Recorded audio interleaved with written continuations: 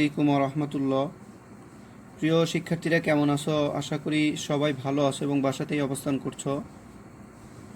আজকে আমরা দ্বাদশ শ্রেণীর উচ্চতর গণিতের আরও একটা নতুন অধ্যায় স্পর্শক এবং অভিলম্ব সম্পর্কে তোমাদের সাথে কিছু বেসিক আলোচনা করব এবং এই রিলেটেড কিছু প্রবলেম তোমাদের সাথে সলভ করব। এবং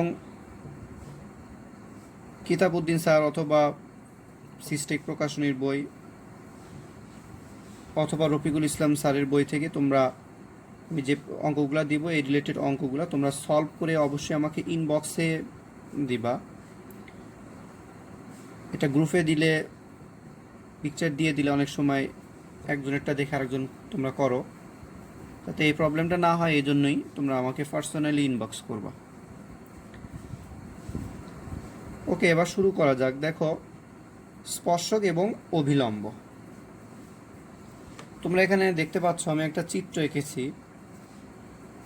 তো চিত্রে আমি একটা বক্ররেখা এঁকেছি এবং এই বক্ররেখার একটা বিন্দুতে আমি স্পর্শক এঁকেছি। তোমরা এখানে দেখতে পাচ্ছ চিত্রের মধ্যে নিশ্চয়ই।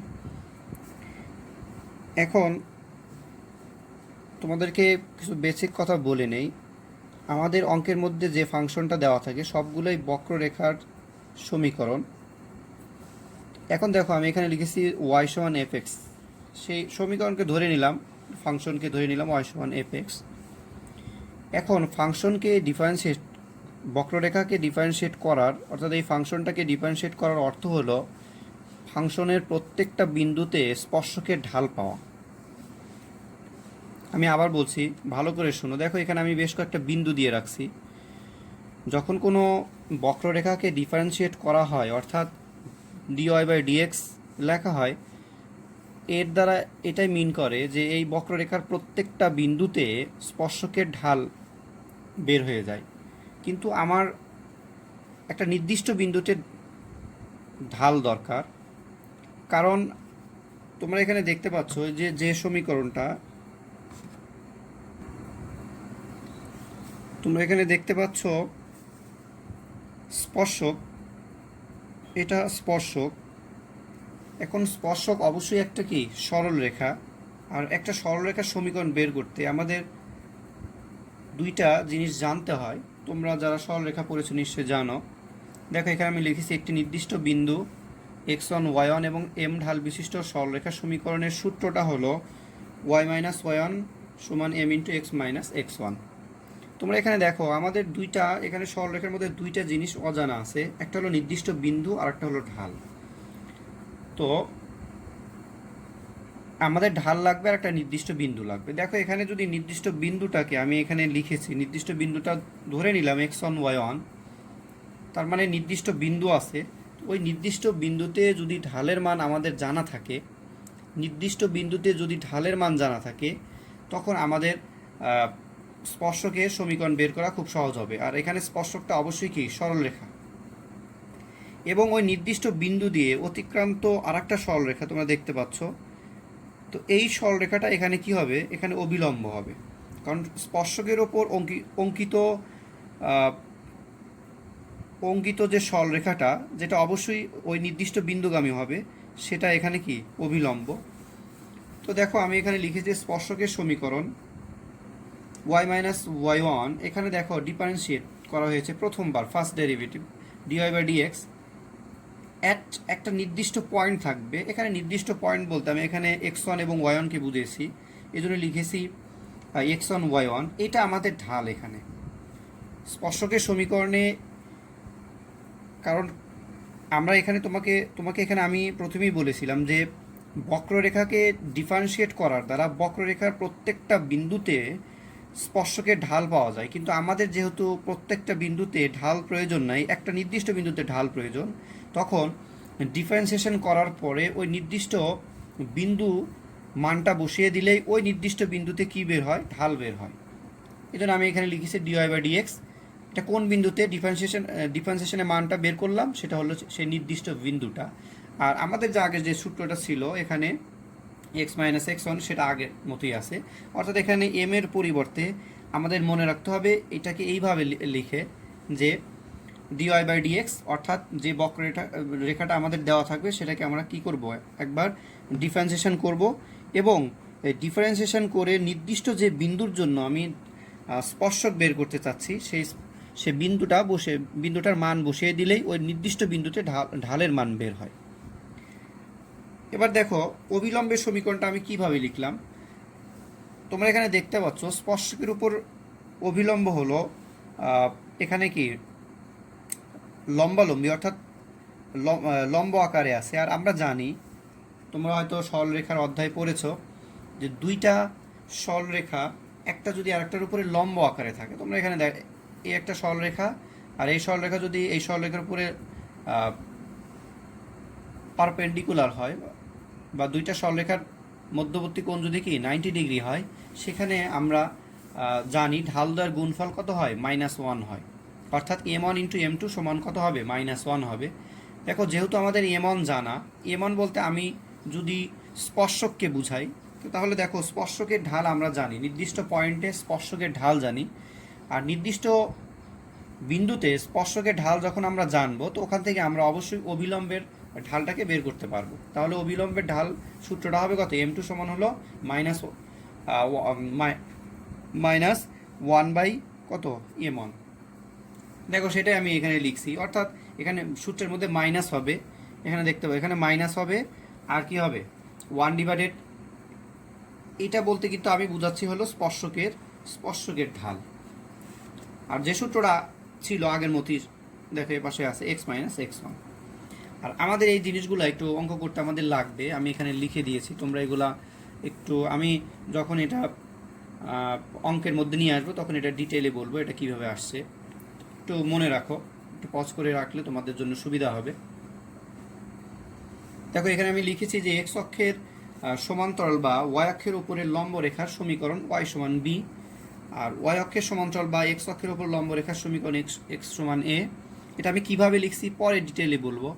আর ঢালের সূত্র হলো, এগুলো তোমরা 9-10-এ পড়ে আসছিল, ঢাল m সমান হলো tan θ।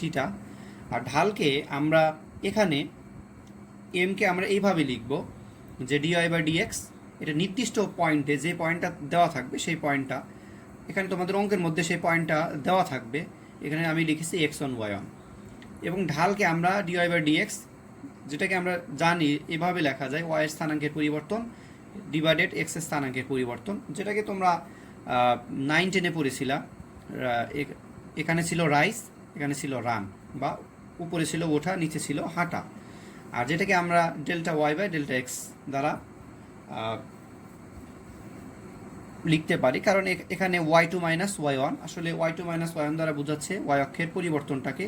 আর এখানে আমরা লিখতে পারতাম x1 - x2 অথবা x2 - x1, এটা দ্বারা বোঝাচ্ছি হলো x অক্ষের পরিবর্তন, যেটা Δx দ্বারা সূচিত করা হয়। দেখো এখানে তোমরা একটা প্রশ্ন দেখতে পাচ্ছ, টাইপ 1 লিখেছি, যে তারপরে আমি একটা প্রশ্ন লিখেছি। আর এই অধ্যায়ের শুরুতে আগেই বলে নেই যে প্রায় 7 অথবা 8 নিয়মের অঙ্ক এই অধ্যায়গুলোতে আছে। তো আমি চেষ্টা করব সমস্ত অঙ্কগুলোকেই আলোচনায় নিয়ে আসতে।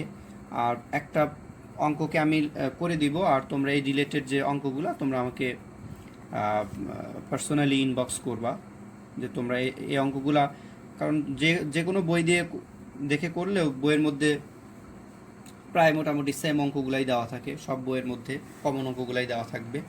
আর কোনো প্রবলেম হলে তোমরা আমাকে ইনবক্সে জানাবা। দেখো এখানে আমি লিখেছি যে এটা অধ্যায়ের সবচেয়ে সহজ প্রশ্ন, যে স্পর্শক এবং অবিলম্বের সমীকরণ বের করা। আর একটা সমীকরণ দেওয়া আছে এবং এই সমীকরণ একটা নির্দিষ্ট পয়েন্ট দেওয়া আছে। তোমাদেরকে আমি আগেও বলেছিলাম যে বক্ররেখার সমীকরণ দেওয়া থাকবে এবং একটা নির্দিষ্ট পয়েন্ট দেওয়া থাকবে, আমাদের বের করতে হবে ঢাল, কারণ নির্দিষ্ট পয়েন্টে ঢাল দরকার আমাদের। তোমরা যদি আগের বেসিক যে কনসেপ্টগুলো আমি ওখানে আলোচনা করেছিলাম ওখানে যদি বুঝতে পারো, তাহলে আমাদের এখানে স্পর্শক এবং অবিলম্বের সমীকরণের অবশ্যই আমাদের কি লাগবে, একটা নির্দিষ্ট পয়েন্টে ঢাল লাগবে। তো দেখো এখানে প্রথমে যে সমীকরণটা দেওয়া থাকে এটা আমি লিখেছি x² - y² সমান হলো 7। তোমাদেরকে প্রথমে আমি বলেছিলাম এটাকে প্রথমে আমাদের কাজ হলো ডিফারেন্সিয়েশন করা। দেখো এটাকে ডিফারেন্সিয়েশন, x² ডিফারেন্সিয়েশন করলে 2x আসে, আর y² ডিফারেন্সিয়েশন করলে কত আসে, 2y × dy/dx। আর 7কে অর্থাৎ কনস্ট্যান্টকে ডিফারেন্সিয়েট করলে কত আসে, 0 আসে। এগুলো তোমরা নিশ্চয়ই জানো। এরপরে দেখো ক্যালকুলেশনের লাস্টে আমাদের যেটা আসছে ডিওয়াই বাই ডিএক্সের মানটা আসছে কত, এক্স বাই ওয়াই। দেখো ডিওয়াই বাই ডিএক্সের যে মানটা এক্স বাই ওয়াই আসছে, এটা দ্বারা আসলে কী মিন করে? এটা দ্বারা মিন করে বক্ররেখার প্রত্যেকটা বিন্দুতে স্পর্শকের ঢাল। আমি আবার বলছি, এটা দ্বারা বোঝায় যে বক্ররেখার প্রত্যেকটা বিন্দুতে, যদি ধরে নিলাম যে বক্ররেখাটা তোমরা এখানে দেখো, বক্ররেখাটা এরকমই একটা বক্ররেখা হইলো, তো এই বক্ররেখার প্রত্যেকটা পয়েন্টে, প্রত্যেকটা এরকম যতগুলা পয়েন্ট আছে প্রত্যেকটা পয়েন্টে আমাকে ঢাল বোঝাচ্ছে। এখন আমি তো প্রত্যেকটা পয়েন্টে ঢাল চাই না, আমি চাই হলো একটা নির্দিষ্ট পয়েন্টে ঢাল। তো তাহলে এই জন্য ওই নির্দিষ্ট পয়েন্টটা, বিন্দুর যে স্থানাঙ্ক দেওয়া আছে, এখানে যে স্থানাঙ্কটা দেওয়া আছে এই স্থানাঙ্কটার মান বসিয়ে দিতে হয়। অর্থাৎ ডিফারেন্সিয়েশনে আমরা সেই নির্দিষ্ট পয়েন্টটা যদি বসাই, এখানে দেখো প্রথমটা হলো এক্সের মান, পরেরটা হলো কি ওয়াইয়ের মান, অর্থাৎ ডিওয়াই বা ডিএক্সে নির্দিষ্ট পয়েন্টটা আমি বসাবো 4, কত -3। আর তাহলে এক্সের জায়গায় এক্সের মান বসবে, ওয়াইয়ের জায়গায় কি বসবে, ওয়াইয়ের মান বসবে। এটা কিন্তু ঢাল মিন করে। অর্থাৎ নির্দিষ্ট পয়েন্টে আমরা যদি এখানে স্পর্শক আঁকতাম, তাহলে এই নির্দিষ্ট পয়েন্টে ঢাল কত হতো, এইটাই আসলে এটা দ্বারা মিন করে যে ডিওয়াই বাই ডিএক্স নির্দিষ্ট পয়েন্টটা কত, 4, -3। ওকে, তাহলে আমরা এখন সমীকরণের সাহায্যে খুব সহজেই আমরা স্পর্শকের সমীকরণ পাবো। দেখো সূত্রটা ছিল y মাইনাস ওয়াই অন সমান হলো ডিফারেন্সিয়েশন এবং একটা নির্দিষ্ট পয়েন্টে এক্স মাইনাস এক্স ওয়ান।